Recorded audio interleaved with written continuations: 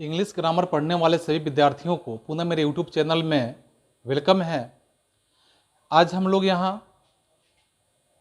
Past tense में जो दूसरा आपका पास्ट टेंस है, इस पास्ट टेंस में 7वें नियम के बारे में देखेंगे। जो 7वें नियम में कैसे इसको हम हिंदी से इंग्लिश में ट्रांसलेट करेंगे। तो इस 7वें नियम में जैसे है कि पास्ट टेंस का जो दूसरा आपका ये तीसरा नियम है, और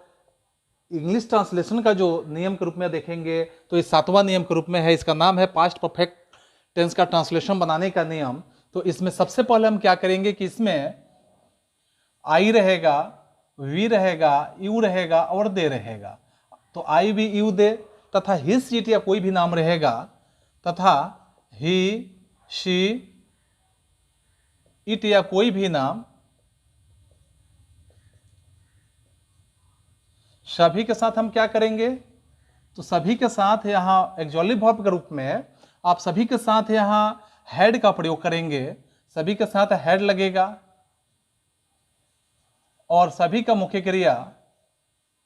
सभी जो सब्जेक्ट होंगे इसके मुख्य क्रिया के रूप में हम देखेंगे। सभी के मुख्य क्रिया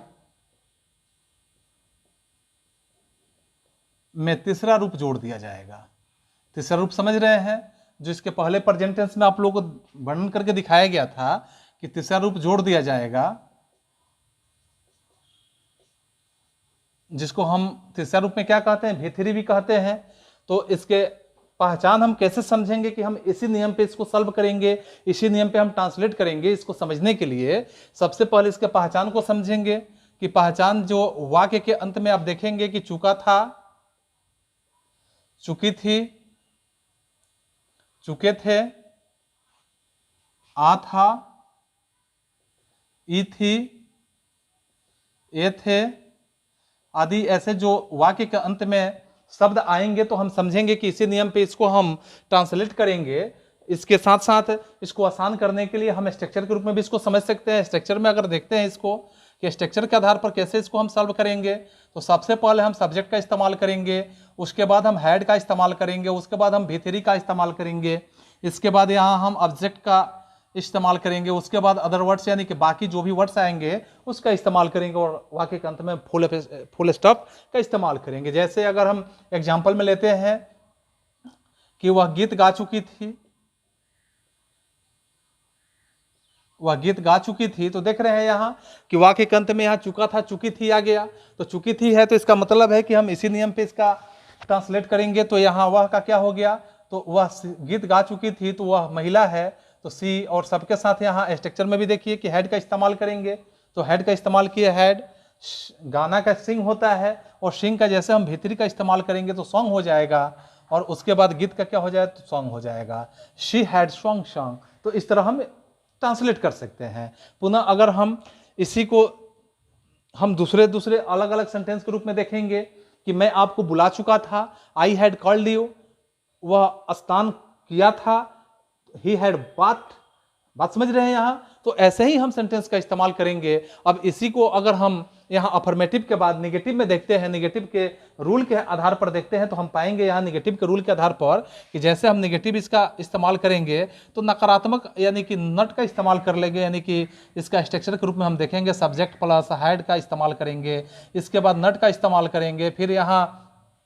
नट के बाद आपका V3 तो होगा ही, इसके बाद ऑब्जेक्ट लगाएंगे, उसके बाद अदर वर्ड्स में जो भी कुछ होगा, इसके बाद या नंबरिंग के हिसाब से जो भी कुछ होगा उसका इस्तेमाल करेंगे। जैसे अगर हम देते हैं कि वह चिड़िया पकड़ चुका था, तो वह का क्या हो गया, यहाँ ही के साथ सबके साथ यहाँ हेड का इस्तेमाल करेंगे। तो चिड़िया पकड़ चुका था या आपका अफर्मेटिव में हो गया, लेकिन हम निगेटिव की बात कर रहे हैं, तो चिड़िया नहीं पकड़ चुका था हम ऐसे कहेंगे, तो ही हैड। उसके बाद निगेटिव के रूप में यहाँ नट का इस्तेमाल करेंगे। उसके बाद क्या होगा, आपका पकड़ने का कैच होता है, और कैच का जब तीसरा रूप लगाएंगे V3 का प्रयोग करेंगे तो यहाँ कैच्ड हो जाएगा, और उसके बाद चिड़िया का क्या हो जाएगा, बर्ड हो जाएगा। अब देख रहे हैं बहुत आसानी से आप इसको हल करेंगे, बहुत आसानी से आप ट्रांसलेट कर सकते हैं। और यह ट्रांसलेशन का जो रूल आपको हम बताने जा रहे हैं, जो भी बता रहे हैं, इस रूल के माध्यम से आप अच्छे से अच्छे सेंटेंस को भी नंबर के हिसाब से ट्रांसलेट कर सकते हैं। यदि आप इस नियमों को यानी कि जो 12 नियम हम बताने जा रहे हैं, इस 12 नियमों को अगर आप बेहतर ढंग से समझ लें तो मुझे उम्मीद है कि आपको ट्रांसलेट करने में कोई परेशानी नहीं होनी चाहिए। इसके बाद इसी को अगर हम निगेटिव के बाद अगर हम देखते हैं तो इंट्रोगेटिव में अगर हम इसका प्रयोग करते हैं तो इंट्रोगेटिव में क्या देखेंगे कि बस एक्सिलरी वर्ब जो बाद में लगाए जाते हैं सब्जेक्ट के बाद में, इसमें हम क्या करेंगे कि इंट्रोगेटिव में उसी एक्सिलरी वर्ब को यानी कि सबसे पहले हेड का हम इस्तेमाल करेंगे, उसके बाद सब्जेक्ट का इस्तेमाल करेंगे, उसके बाद हम वर्ब 3 का इस्तेमाल करेंगे, उसके बाद ऑब्जेक्ट का इस्तेमाल करेंगे, उसके बाद अदर वर्ड्स का इस्तेमाल करेंगे और इंट्रोगेटिव सेंटेंस है तो इंट्रोगेशन मार्क्स का इस्तेमाल तो करेंगे ही। तो यहाँ नोट ऑफ इंट्रोगेशन मार्क्स का इस्तेमाल लास्ट में करेंगे। अगर एग्जाम्पल में हम आपको देते हैं कि क्या हम लोग सत्य बोल चुके थे,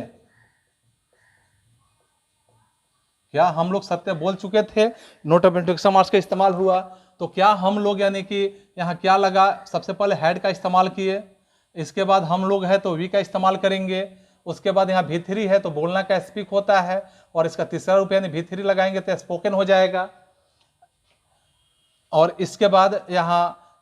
ऑब्जेक्ट है तो ऑब्जेक्ट में क्या है कि सत्य है तो ट्रू हो गया, तो हैड वी स्पोकन ट्रू, और लास्ट में क्या है अदर वर्ड्स, यहाँ कुछ भी नहीं है, नोट ऑफ इंट्रोगेशन मार्क्स है तो इसका इस्तेमाल हमने यहाँ पे किया आसानी से। और इसके बाद इसी को अगर हम यहाँ इंट्रोगेटिव के बाद अगर हम देखते हैं तो इंट्रोगेटिव के बाद क्या होगा कि इंट्रोनिगेटिव का अगर हम इस्तेमाल करते हैं, यानी इंट्रोगेटिव और प्लस निगेटिव का इस्तेमाल अगर हम करते हैं तो यहाँ लिखेंगे इंट्रोनिगेटिव में क्या पाएंगे कि बस एक्सिलरी वर्ब का प्रयोग आप पहले करेंगे ही, इसके बाद आप सब्जेक्ट का प्रयोग करेंगे, प्लस में आप देंगे सब्जेक्ट का प्रयोग, उसके बाद आपका इंट्रो के साथ निगेटिव भी है तो नॉट का इस्तेमाल करेंगे, इसके बाद आपका क्या हो जाएगा, तो इसके बाद आपका होगा यहाँ V3 का इस्तेमाल करेंगे, इसके बाद आपका ऑब्जेक्ट हो जाएगा, उसके बाद अदर वर्ड्स हो जाएगा और लास्ट में इंट्रोगेटिव भी है इसमें तो इंट्रोगेशन मार्क्स का इस्तेमाल आपको करना होगा। तो इस पे हम आपको सेंटेंस देते हैं कि क्या लड़कियां वहां नहीं जा चुकी थी,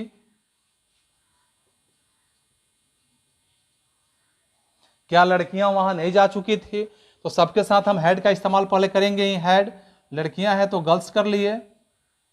उसके बाद नट का इस्तेमाल है स्ट्रक्चर के हिसाब नट कर दिया, उसके बाद V3 तो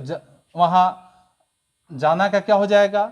नहीं जा चुकी थी तो जाना का क्या हो गया आपका गो हो गया, और गो का तसरुफ गॉन हो जाता है, गो का तसरुफ क्या होगा गॉन होगा। उसके बाद ऑब्जेक्ट का इस्तेमाल करेंगे तो वहां का देयर होता है, इसके पहले हम टू का प्रयोग करेंगे, गॉन टू देयर, और लास्ट में क्या है नोट ऑफ इंट्रोगेशन मार्क्स है तो ऐसे हम इस्तेमाल करेंगे। और इस तरह से आप क्या करेंगे कि आप अलग अलग और भी अपने मन से जो भी सेंटेंस क्रिएट होगा वैसे क्रिएट सेंटेंस को आप ज़्यादा से ज़्यादा ट्रांसलेट करने का प्रयास करेंगे। तो निश्चित रूप से जितना ही आप एक्सरसाइज करेंगे, जितना ही आप इसमें अपने मन से क्रिएट करेंगे सेंटेंस को और उसको ट्रांसलेट करने का प्रयास करेंगे, मुझे उम्मीद है कि आप ट्रांसलेशन ही नहीं बनाएंगे बल्कि आप कुछ बोलना भी शुरू कर लेंगे और आप बेहतर बोलने का प्रयास भी कर सकते हैं। तो इस तरह से मुझे उम्मीद है कि इंग्लिश बोलना तो आसान ही होता है, बशर्ते कि समझने के लिए थोड़ा सा बेहतर ढंग से समझने की बात आ जाए। अगर बेहतर ढंग से समझ लेते हैं तो आपको कोई परेशानी नहीं होगी। तो आज का सीरीज हम लोग का समाप्त होता है, फिर हम मिलते हैं इसके बाद के रूल के हिसाब से, इसके बाद के रूल जो है